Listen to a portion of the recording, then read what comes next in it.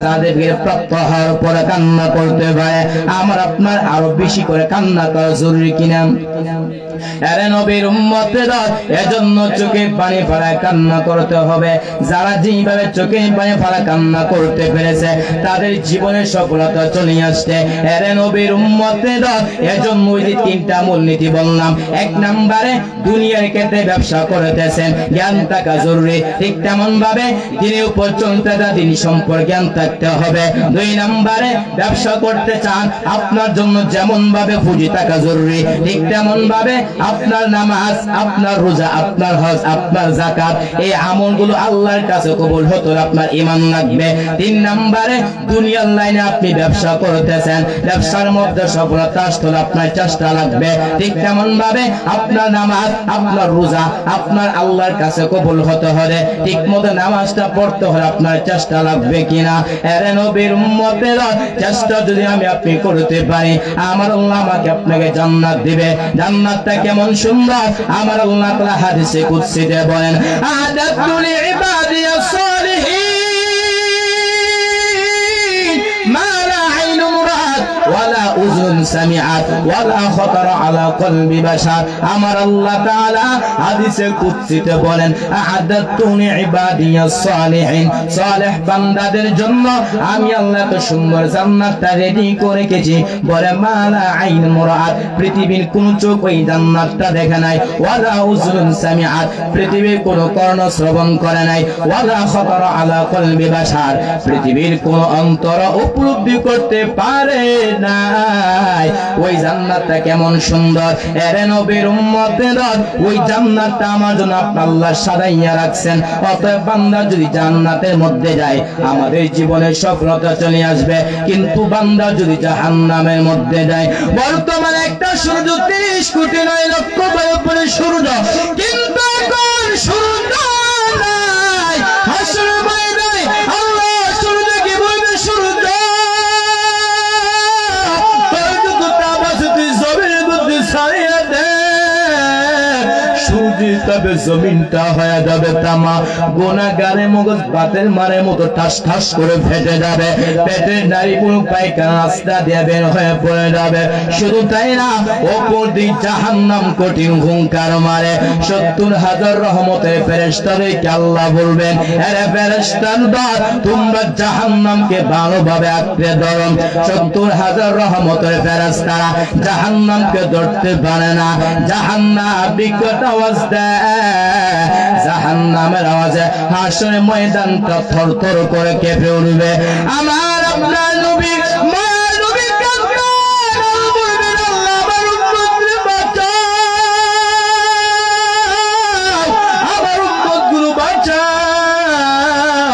আমার একটা উম্মত জাহান্নামে গেলে আমি মুহাম্মদ আপনার তুই জান্নাতে যাব না।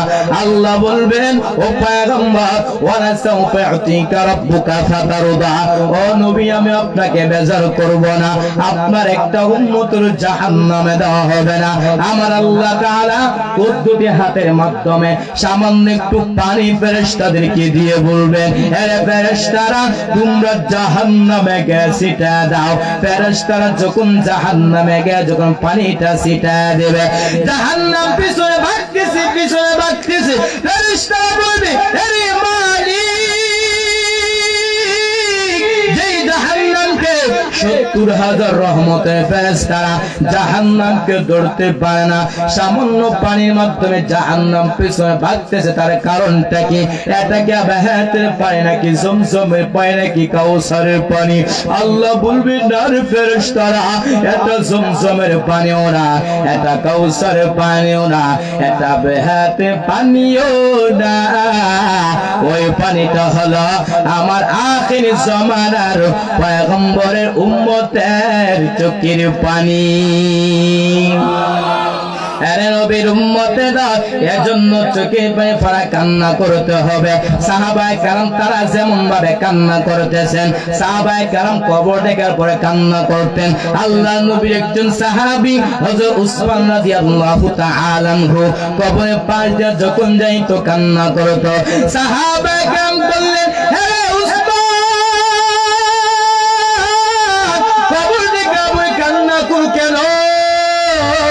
উসমান ডাক দিয়া বলেন, হে সাহাবায়ে কেরাম, কান্না কারণটা হলো এই যে কবরটা হলো প্রথম ঘাটে, যেই বান্দা এই প্রথম কবরে প্রথম ঘাটে যে ব্যক্তি মুক্তি পেয়ে যাবে, তার জন্য যত সমস্ত ঘাটি আছে আমার আল্লাহ তাআলা বান্দা যেন সহজ করে দিবে। এর নবীর উম্মতের দল, আল্লাহ তাআলা বলেন, ইয়া আইয়ুহাল্লাযীনা আমানু, হে ঈমানওয়ালারা, আল আদুল্লুকুম আলা তিজারা, আমি আল্লাহকে তোমাদেরকে এমন একটা ব্যবসার প্রতি ইশারা করব যেই ব্যবসার মাধ্যমে তোমরা আমার আযাব থেকে মুক্তি পাইবা। তো ব্যবসাগুলো কি? তুমিনুনা বিল্লাহি ওয়া রাসূলি, আল্লাহ এবং তার রাসূলকে পরিপূর্ণ বিশ্বাস করতে হবে।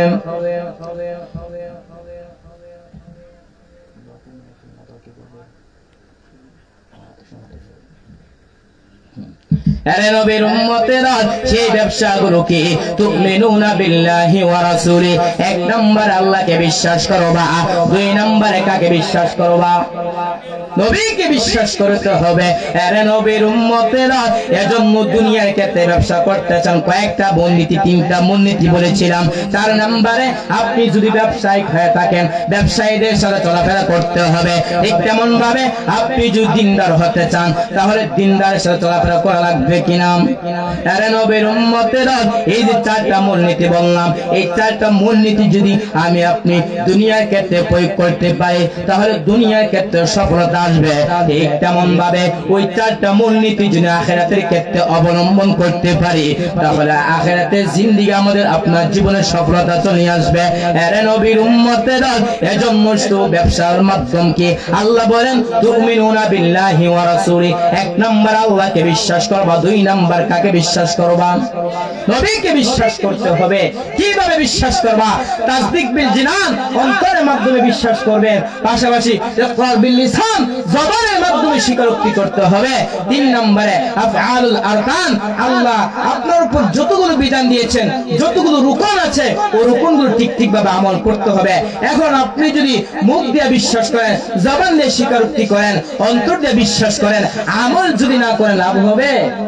হ্যাঁ, নবীজি চাচা আবু তালেব বলেন, আবু জাহেল বলেন, আবু লাহাব বলেন, তারা কিন্তু মুহাম্মদকে অনেক মহব্বত করত, কিন্তু মানার ক্ষেত্রে তাদের মাদ্দা কি ছিল? মাদ্দা ছিল না। অতএব আমি আপনি যেন দুনিয়ার লাইনে, আখিরাতের লাইনে যে ব্যবসা আছে দুনিয়ার ক্ষেত্রে, আল্লাহ বলতেছেন সেই ব্যবসাগুলো কি? তুমিনুনা বিল্লাহি ওয়া রাসূলি, 1 নম্বরে আল্লাহকে বিশ্বাস করবা, 2 নম্বরে রাসূলকে বিশ্বাস করবা, আমলের মাধ্যমে দেখাতে হবে, অন্তর দিয়ে বিশ্বাস করতে হবে, জবান দিয়ে স্বীকারোক্তি করতে হবে। পাশাপাশি এই যে আমরা 4টা মূলনীতি বলেছিলাম, নাম্বার 1, দুনিয়ার ক্ষেত্রে ব্যবসা করতে চান, আপনার জ্ঞান থাকতে হবে। ঠিক তেমন ভাবে দিনের উপর চলতে চান, দিন শিখতে হবে। দিন শিক্ষা করার ক্ষেত্রে নবী বলেন, তলাবুল ইলমি ফরিদুন আলা কুল্লি মুসলিম, প্রত্যেক নরের উপর ইলমের শিক্ষা করা কি? ফরজ। আর এই ফরজের কাজ করার ক্ষেত্রে আপনি যখন ঘর থেকে বের হবেন, নবী বলেন, মান সালাকা তরিকান ইয়ালতামিসু ফীহি ইলমান সাহালাল্লাহু লাহু বিহি তরিকান ইলাল জান্নাহ, নবী বলেন, যারা ইলমের শিক্ষার জন্য ঘর থেকে বের হয়, আল্লাহ তাআলা তার জন্য জান্নাতের রাস্তা সহজ করে দেয়। 2 নাম্বার হচ্ছে, দুনিয়ার লাইনে ব্যবসা করতে চাচ্ছেন, পুঁজি থাকতে হবে। ঠিক তেমন ভাবে আপনার নামাজ, আপনার রোজা, আপনার হজ, আপনার যাকাত আল্লাহর কাছে কবুল হতে হলে আপনার ঈমান থাকতে হবে। 3 নম্বরে দুনিয়ার লাইনে ব্যবসা করতে চান, চেষ্টা রাখবে। ঠিক তেমন ভাবে নামাজ পড়তে চান, রোজা রাখতে চান, হজ করতে চান, যাকাত আদায় করতে চান, চেষ্টা লাগবে কিনা? আর চেষ্টা করতে পারলে আল্লাহ অনেকগুলো রাস্তা দেখাই দিবে। বান্দার কাছে চেষ্টা করা পূরণ করবে কে?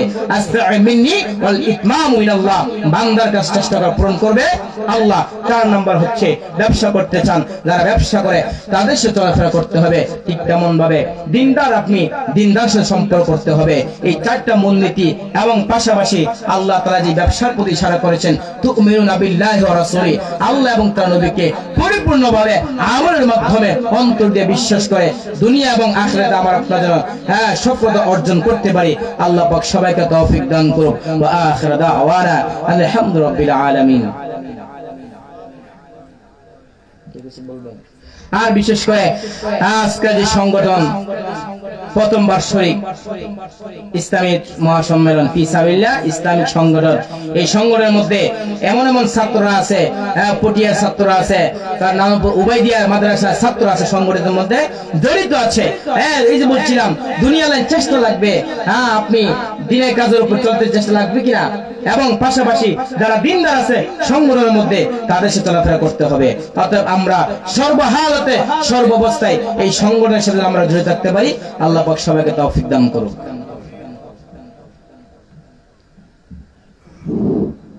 আলহামদুলিল্লাহ সুম্মা আলহামদুলিল্লাহ।